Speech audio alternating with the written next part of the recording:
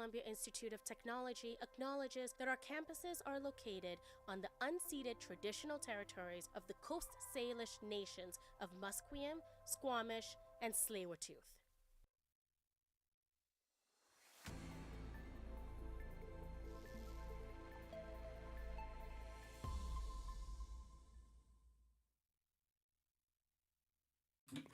Good afternoon, I'm Keone Mo, and here are your 3 p.m. updates. Prime Minister Mark Carney's first budget is promising some hefty spending to help take bold and swift action to build Canada's economy. Finance Minister François-Philippe Champagne says the Liberal government is promising some $90 billion in spending over the next 5 years, which includes a sizable chunk for housing.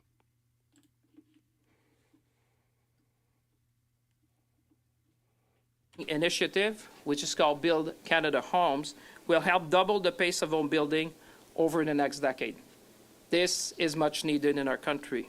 It will build homes that Canadians can truly afford by leveraging new factory technologies that will cut building time by 50%, reduce costs by 20%, and lower emissions by 20%. The chief of the Cowichan First Nation and an executive with the First Nation Summit says there has been fear-mongering over the court case involving the nation's Aboriginal title. Chief Shanna Thomas says it is the job of the provincial and federal governments to sit down with the Cowichan and reconcile its Aboriginal title, not the individual property owner. She made her comments at the start of a 2-day meeting between BC government officials and First Nation leaders in the 10th annual gathering.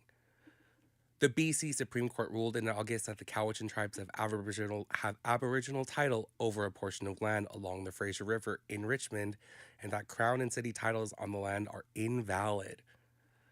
The city of North Vancouver has announced its plans to create BC's first open water seawater swimming facility. It says in a news release that the structure will be located in Burrard Inlet off Waterfront Park. A fully accessible ramp will connect the park to the swim deck, which will include accessible shallow pool, 50-meter swim lanes, diving platforms, and lounging areas. The release says the project will be made possible through a $16 million donation to the charity Swim Drink Fish from the Weston family and $5 million in capital funding from the City of North Vancouver. Statistics Canada found that police-reported violence against seniors increased in 2024. Reporter Jeannie Lynn investigates the factors that influence this trend. Statistics Canada recently reported a 49% increase in family violence against seniors since 2018. This drastic increase is attributed to many factors such as the rising age population, ageism, and social isolation. Professor Alexandra Lysova from SFU School of Criminology explains. This is definitely a risk factor when when children and other relatives living with elderly family members, they seem as a burden. Yes, it's a financial burden, and also we need to remember that seniors experience social isolation. There is also health decline, cognitive impairment, and all of these factors further heighten their vulnerability for abuse. StatCan also mentioned that this data does not accurately represent the full issue, because these types of violence are often not reported to authorities due to the victims' incapabilities to do so. Jeannie Lin, BCIT News. A new report has shown big technological changes will be coming to food and beverage consumption. Reporter Elijah Ford has the latest developments on the fundamental industry. A report from BCC Research has shown that AI spending in the food and beverage industry is expected to increase from $10 billion to $50.6 billion by the year 2030. This new technology is anticipated to be used on analytical insights such as predictive market analysis and dynamic pricing solutions. BCAI spokesperson Udpav Kansal thinks this could transform how consumers receive products. In terms of F&B, it could be not having to subscribe and save, but actually getting a hamper outside your door on the 1st of every month with everything you need, and it's 99% exactly what you needed. The AI technology market is expected to be worth $800 billion by 2030. Elijah Ford, BCIT News. Manitoba's NDP government has agreed to support a Liberal bill on universal screening for learning disabilities in early grades. Education Minister Tracy Smith says she will now work to determine what specific screening tools will be used. We're going to work closely with advocates and within the sector to make sure that the criteria that we come up with meets the needs for the diversity of students that we see across the province. Alternative Press's Lisa Dwyer reports on a new plug-in hybrid Jeep recall. Chrysler is recalling more than 320,000 Jeep plug-in hybrid vehicles due to a faulty battery that can fail and lead to a fire. Owners of the vehicles, which include Jeep Wranglers model years 2020 through 25 and Jeep Grand Cherokee model years 2022 through 26, are being advised to park their vehicles outside and away from structures until a fix for the problem is developed. Vehicle owners are also being urged to not charge their vehicles. Owners should receive an interim notification letter by December 2nd, with additional letters to be sent once a fix is available. Vehicles that were previously recalled for the same issue will need to have the new fix performed under this new recall. I'm Lisa Dwyer.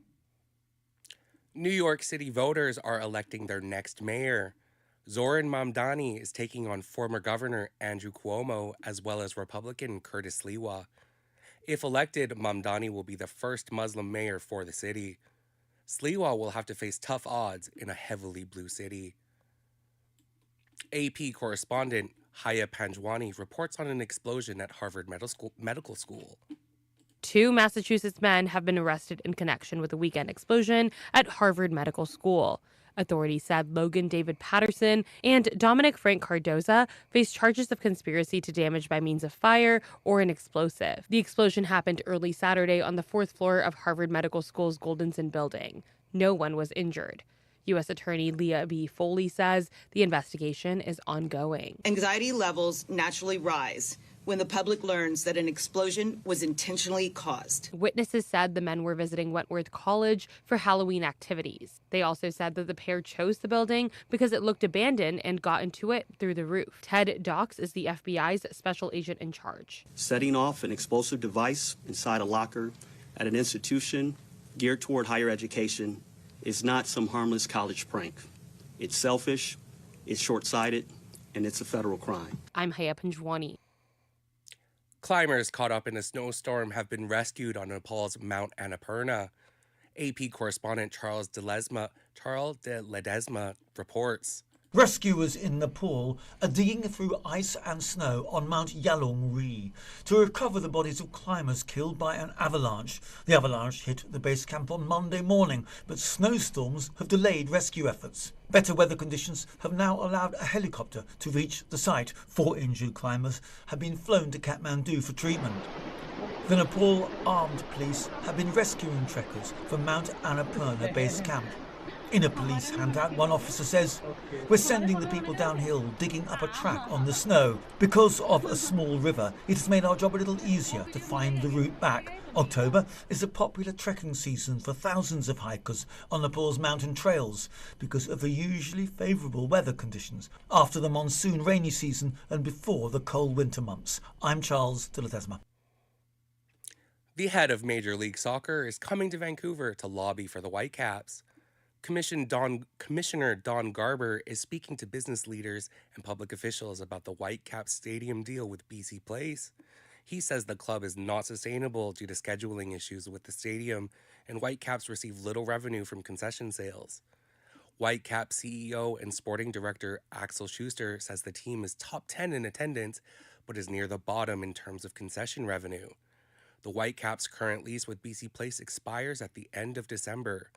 BC Place says discussions have been productive with MLS about the lease renewal, but an agreement would factor in more than just revenue. The Vancouver Canucks have parted ways with Vitaly Kravtsov. General Manager Patrick Alvin announced today that the team has placed Kravtsov on unconditional waivers for the purpose of contract termination. Kravtsov came to Vancouver's training camp in Penticton, BC, and was later assigned to the club's American Hockey League affiliate, the Abbotsford Canucks. The Canucks initially picked up Kravtsov from the New York Rangers in February 2023. Sandy Brondello looks forward to the opportunity of building out the Toronto Tempo roster for next season. The Australian was named head coach of the WNBA expansion franchise today. I've won a few championships there, but I think, this is just a little different situation. Obviously, a lot of the players now are free agents. Yes, we'll be an expansion team, but hopefully summer in Toronto is pretty special, I hear. So hopefully we can get some pretty special players to represent. A controversial figure once at the center of the professional sports steroid epidemic has died. Victor Conti, the architect of a scheme to provide undetectable performance-enhancing drugs to professional athletes, has died at age 75. The athletes included baseball stars Barry Bonds, Jason Giambi, and Olympic track champion Marion Jones. I've said it before and I'll say it again. I've never even had a discussion with Barry Bonds about steroids. A sports nutrition company Conti founded said in a social media post that he died Monday. The federal government's investigation into the Conti-founded Bay Area Laboratory Cooperative led to the convictions of Jones, elite sprint cyclist Tammy Thomas, and former NFL defensive lineman Dana Stubblefield. There are higher and better uses of taxpayer dollars than to, continue this series of trophy hunting expeditions. Conti expressed regret for his role in the scandal. I've decided to direct my knowledge, experience, and determination toward making sports more honorable. I'm Gethin Coolbaugh. The New York Jets have traded star quarterback Sauce Gardner to the Indianapolis Colts. Colts general manager Chris Ballard said the opportunity to acquire a player as talented as Gardner was one the team could not pass up. And for the weather today, we're going to have a high of 9 degrees with a low of 8 and a mix of sun and clouds. This was Keone Mo with BCIT News for your 3 p.m. update.